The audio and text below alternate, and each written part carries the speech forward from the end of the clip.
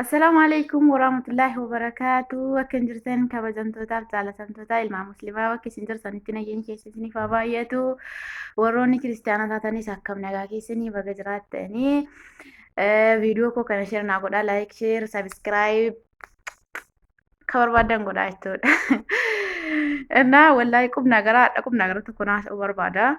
Akka yeroo hundaa waan fuula dibatanii naamantee tun ta'anii qubnaa gara wallaahi dubbiin kun dubbii qubnaa garaati. Share naa godhaa ijoolleen mata duree irratti maqaa isaanii kana barreessin biraan naa ga'aa jechuudha. Wanni isaa maalidha jettanii fayyoo jaalalaa kan jedhu yuutuubaa beekaa tuubii jara kana lamaan biraan naa ga'a. Maaliif jennaan waanuma tokko waan hin fakkaanne waan dhugaan fakkaatiin waan isaan miidiyaa irratti gadhiisan waan keessa kuna tuqeef kalaama lama sadii irraa dubbachuun barbaada jechuudha. Innis maalidha jettanii fayyoo jaalalaanii mucaa tokkotu jechuudha. Isinillee intaluma biyya isiiti ijoollee Wallaggaati. Amantaa isii jijjiirratti jechuudha gara Islaamnaatti. Alhamdulillah bareeduudha gara Islaamnaatti jijjiirrachuun gara amantii dhugaa amantii wajjin dhalattee itti deebiin isii baay'ee bareedu ta'e garuu waan sobaa tokko waan hin fakkaanne waan isin haasofte tokkotu keessa kuna tuqee jechuudha. Wanni kunis waan maqaa Islaamaa balleessu waan ta'eedhaaf jechuudha. Islaamnaa irratti immoo gaa'anii daraddare namni Islaamnaa irratti waan Islaamnaa tokko yoo dhageessan hunda keessan akkan keessa keessan isin tuqu sirriittan beekaa jechuudha. Maalidha wanni isaa jettanii daabboo irratti quraana qaraanii guyyaa hidaanatti kenninaan amantaa koo jijjiiradhe daabboo sana nyaadhee jetti jechuudha mucaan kun.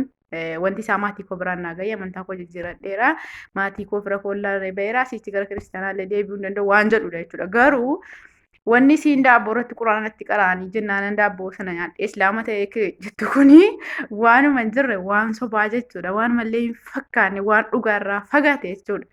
Tokkoffaa irratti quraanni daabboo irratti qaraamu tokkollee hin jiru. Sitti fakkaachuu danda'a. Sanuuwwan jara muslimni irratti daabboo daffa'ee akka kiristaanaa itti qaddasee maal jedhee daabboo muru tokkollee hin jiru. Guyyaa idaa idii salaatamaa hin kabajata idii isaa bakkee ba'anii jara rabaa irra caala mana keessayyuu bakka adii bakka bashannanaa bakka garaagaraa deemaniitu bashannanuu maatii walitti qabamee buna shaayii dhugan malee wanni daabboon tolfamee itti qaddafamu tokkollee hin jiru. Okay? Lammaffaa irratti immoo wanni wayii irratti qaraamee Islaamnaa amantii namaa jijjiiru tokkollee hin jiru jechuudha. Gara Islaamnaatti nama fiduu hin jiru. Yoo Islaamnaa jaallattee Islaamnaa taqabbalte ishoo baga Rabbii si gammachiisee baga Rabbii si milkeessee amantii kee jabeeffadhu maatiitti muufama yeroof yoo rakkatte ta'e guyyaan tokko ni dhufa Rabbii keetti sabariiti eeggadhu guyyaa sana. Guyyaan ati maatii horattee atis akkuma nama kamituu ilmoo durbaati heerumtee maatii godhattee of dandeessee maatii kee araarfattu maatiin kiristaanaa musliimoonni jedhamu hin jiru haatiniif abbaan haqa namarraa qaba cabee nama guddise waan ta'eef jechuudha. Ni dandeessa jechuudha gara fuulduraatti amma yerootiif yoo rakkattee sodaattee dhoskattee amantii kee dhoskadhu gaafa Rabbiin immoo akkaataa sii mijeesse maatii keetti akka amantaa kee jijjiirrattee himachuu dandeessa malee sooshaal miidiyaa irra baatee daabbootti quraana qaraanitti kenninaan nyaadhee islaama ta'e kun waan maqaa islaamaa balleessu jechuudha. Wanni daabboo irratti qaraamu tokkollee hin jiru. Ijoolleen kiristaanaa warri mana madaamii hojjetaa muluun isaanii argaa waan irratti qaraatan tokkollee hin qabanu. Ammas immoo dabalataa islaamni Itoophiyaatti caatii nyaata caatii irratti qaraatanii caatii nyaatu namni wanni jette tokko jira jechuudha. Ammas waan nama garramu. Islaamni Itoophiyaa caatii qabamuun giifti. Islaama kiristaanaa miti kan caatii qabamu biyyatti warri masuusii caatii qabu malee mallattoo islaamnaa miti jechuudha caatii qabamuun. Kana beekuu sirra jira jalqabuma irratti baatee miidiyaa irratti hankoo dhuganaaf fakkaatu haasaan koo jechuu itti waamee walitti mammaca'uurra hagam dhugaadha. Waan kami islaamnaan akka ta'u dhaabbattee barachuu sirra jira jechuudha. Addisii islaamnaa fudhatte waan ta'eef malee maarrajaa waan hin jirre fiddee jechuudha. Waan ragaa sobaatiin haasaa kee qulqulleeffachuu fi daabbootti qaraaniinatti kennanii amantii keenyarraa fagoodha amantiin isaanii wanni jedhanii amantii waqasan hin jiru jechuudha. Islaamnaa taqabbalte baga Rabbi si milkeesse Islaamnaa kan kee irratti jabaattee hojjettee maatiif immoo hamma yeroon siif mijatutti dhoskachuu amantaa kee sii galee saabaanillee nagaan jararaa jiraatu saabaanillee jechuudha yeroodhaaf yoo sallamanii dhoskee kana sallamee yeroo dhoskee booda dhumarra baramu hedduutu jira seenaa qorachuu si barbaachisa jechuudha. Seenaan islaamaa akkam jettee kanaafuyyuu amantii jijjiirrachuun si qofa irratti addisiin hin baane hedduu jechuudha. Mana tokko keessaa nama ijoolleen afura sallamte jiraadhaaf abbaa tokko irraa jechuudha. Namni anuu fi hankootii beeku dhiira lamaaf dubara lama obbolaan afura sallamanii haatiniif abbaaniif obbolaan tokko ammallee kiristaana jechuudha. Kanaafuyyuu sirratti addi isiin hin baane Isliimnaa taqabbaluun baga rabbiin si milkeesse garuu soba Islaama irratti odeessuun immoo bareedduu miti. Siifis illee maasiyaasitti katabama waan ta'eef isiin fiddee kana laxxaftee illee yuutuubii irratti fayyoon illee maaliifi waan kun dhugaadha moo soba jettee addaan baasuu qabda. Duraatis biyya Arabaa keessa jirta waan ta'eef nati bira hojjetaa galtees Islaama waan ta'eef wanni akkanaa ni jira idee irratti wanni daabbootti qaraamu jettee ofii keetii asabuu sirra jira jechuudha. Waan sobaa fiddee waan maqaa nama balleessu waan maqaa Islaamaa balleessu laxxafuun duratti ofii kan keetiifis itti yaaduu sirra jira jechuudha. Miidiyaa fayyadamuu qofa miti. Haasaa dhugaa moo soba kun waan ragaa qabu moo waan ragaa hin qabne nama meeqatu moo jiraate nama chaanaala keera sabskraabii 8,000 oltu jira jechuudha. Namni 8,000 kun yoo ilaale yoo xiqqaate hagam tokko yaada ijoollee kana keessatti wanni sobaa kun uumama jettee asabootu sirra jira jechuudha. Fiddee laxxafuudhaan duratti ragaa sobaa fidanii laxxafuun nama kamiifuu bareedduu miti jechuudha. Nama miidiyaarraa jirtan hunda keessaniifuu waanuma hin jirre ragaa sobaa fidanii laxxafinaa. Rabbiinis isin argaa waanuma hin jirre waan hin fakkaanne isiin kunis Islaamnaa taqabbalte jaallattee Islaama buqastee miti kanati amantaa kee jijjiirratte miti amantii kee dhoskachuu aga rabbii yeroo sii mijeessutti rabbii keetti hirkatte malee maatii sodaaf jecha soba waan hin jirre Islaama irratti odeessuun sirrii miti. Keenya daabboo wayii sonni itti qaddafamu jiru iida salaatamaa achi booda ni bashannanama guyyaa iidaa malee wanni qaddafamu wanni daabboo itti qaraame namaa kennamu tokkollee hin jiru jechuudha. Sun isaa achitti ergasii argitee sitti fakkaachuu danda'a. Kanaafuyyuu kun sirrii miti ijoolleen argitan sheernaa godha. Waan hin jirre waan sobaa fiddee chaanaala keerratti laxxafinii nama hedduutu ilaalee koomentiin jalallee yeroon seenu ijoolluma musliimaati kan koomentii kenne maashaallah.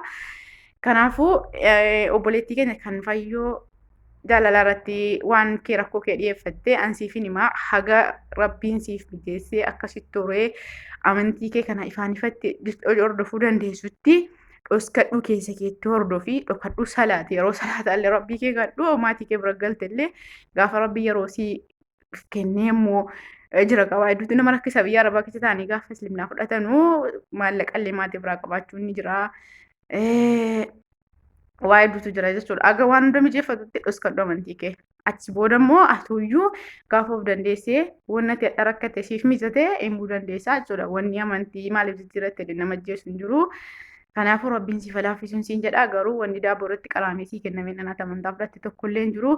Sa'aatiin biyyattii Islaamnis Kiristiyaanis qabamallee mallattoo Islaamnaa yookaan aadaa Islaamaa otoo hin ta'in suusii Itoophiyaa keessatti baramee jechuudha. Biyya Arabaa kana keessa sa'aatiin jiraatu waan Islaamnaa beeksisu ta'ee biyya kana keessa illee numa jiraata jechuudha. Biyya kanatti macarrashaayyuu mukaddiraa fedhanii qabu ni dhamananii sa'aatii wajjin qabame. Kanaafuu sun akkasii abibti wanta saasate fiddee laxxaftee maqaa musliimaan barreessiniin siin jedha. Inni lamaffaan immoo beekaa tuubii. Beekaa tuubiin yeroo hunda ijoollee shamarranii gargaarta. Rakkoo isaanii asiin hin dhufe rakkoo isaanii illee ni dhiyeessita. Dhugaasa ta'uu soba isa ta'u garuu wannati hedduu kana waayee vaayirasii kooronaatti wal qabatee dhiyeessite waanuma hin fakkaanne waanumallee takkaas hin jirre waan sobaate jechuudha. Wanni sun maaliif namni vaayirasii koronaatiin qabame mana keessa galee hattifataa mana keessa deemuu dhiisiti. Mana hakimeetti bootaan kophaatti kennamaadha. Maatiin illee achitti dhaqee ilaaluu hin danda'u jechuudha siif galee. Mucaan sun kan isin himatte garuu mucaa madaamii gootii qabamtee mana hakimii geeffamtee achi galtee mana keessatti fataa deemaaltii siirraa naqabee jettanii jechuudha. Kun waanuma hin jirre bara qeeransi jabaate adurree dammaqanii jedhan. Saanuma isinitti fakkaate malee yeroon kun qilleensa jijjiiramaadha. Utaalootu nama qabaa, kufaan nama qabaa, qilleensi yeroo jijjiiramu beektanii biyya keenyatti illee nama dhukkubaa mataa nama dhukkubsaa nama xiffachiisa. Waanuma kana ta'a malee vaayirasii koronaatiin qabamtee mucaan kunii mucaa madaamii sirraatti darbeen waanuma hin fakkaanne wanni isin himatte sunillee waan sobaate jechuudha.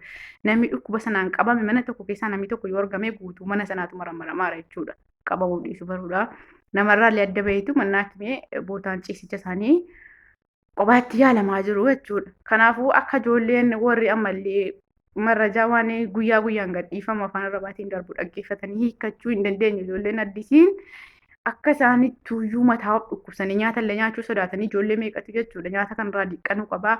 Yoo namni tokko xiffatee halkan riba keessaa ka'anii taa'anii bu'aa jiru jechuudha. Maaliif marrajaan jirre fiddanii gadi dhiisna waan nafsii namaa asiifachi burjaajjessu. Maaliif jennaan dhukkuba biraayyuu ofitti fidde jechuudha. Ijoolleen yaaddoo kanaatiin otoo ammallee dhukkubichi hin dhufin rabbiin nu haa eegu wanni isin eeggachuu qabdan sirriitti harka keessan yeroo maaluu harkaan qabdanii kaatan utuu hin dhiqatin of hin qaqqabu. Fuula keessanitti immoo wanti maaskii sana kaa'achuu kan maamaa kan afaanitti godhatamu sana godhachuu wanti harkatti kaa'achuu bakka kilaasii nama kamiyyuu qulqulleessan immoo harka sana utuu hin dhiqatin utuu sirriitti saamunaan hin dhiqatin waa'ee isin nyaatinaa ofiinis hin qaqqabinaa egaa rabbumaa garuu of eeggachuun barbaachisaadha. Garuu waanuma hin jirre immoo mucaa madaamii kootii dhukkubsataarti mana keessa ciisaarti natti dabarsiteen waanuma fakkaatu illee miti wanni akkas jedhamaa hin jiru. Namni dhukkuba sanaan qabame mana yaalaa deemee yaalamaadha. Achii hin galu aga gaafa rabbiin yookiin dhukkubicharraa wayyeessuuf fayyuu silaa dhukkubni dawaan isaan jiru jedhamaa jira.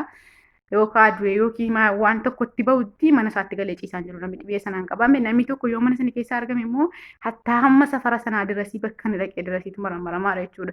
Fakkeenyaaf amma biyya Joordaan biyya jiru kana Ordoniin keessatti namni tokkittiidha jechuudha. Xaaliyaaniidhaa dhufee ninuyyuu sila xaaliyaanii hojjetaachii dhufeetu dhukkuba sanaan qabame jedhamee namni isatti dhiyaatu namni 30 namni dhufee dubbisee maramarame fayyaan nama 30.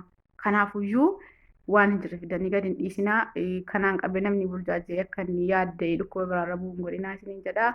Fayyaa nagaa ta'a horaa bulaa warri jaallattan sabiskiraayib sheer naa godhaa ijoollee kana biraan immoo sheer godhan nagaa beekaa tuubiin wannati dheengadda fiddee gadhiifte waa'ee mucaan sun sitti mattee guutumaan guutuutti sobaa isinillee obboleeyyan koo bareechaa of eeggadhaa egaa rabbumaa sirriitti of eeggadhaa.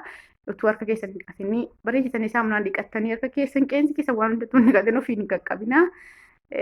Nama kamuu namni mana keessaa ol galee gadi ba'u dhukkubni kun illee guyyaa 7-8 booda malee hin beekamu qabamuuf dhiisuu waan ta'eef jarri bakkee oolanii dhufu kilaasii jaraallee gizee qulqulleessitan bareechaa shaffanadhaa harka keessatti wanti godhadhaa naa biteedhaanii jarniif isin tokko miti osuma dhukkubsattaniillee rabbiin dhukkuba waan hin danda'amne kanarraa nu haa eegu. Sirriitti of eeggadhaa irra caalaa immoo bareecha rabbiin kadhaa salaataa du'aa godhaa nafsiyaa keessan qulqulleessaa bareecha rabbiin kadhaa rabbiin nagaa maatii keessanitti sina naannoo isiniin jecha nagaan naa oolaa fayyaa ta'a akkasitti isinitti dheeressee nagaan turaa sabiskiraayib naaf godhaa wanti kallee isin irraan qannasu wanni isin kaffaltan illee jiru sabiskiraayib naaf godhaa chaanaalii kokko guddatu naaf godhaa piliis rabbii isinitti ta'uu nagaan naa turaa fayyaa ta'a.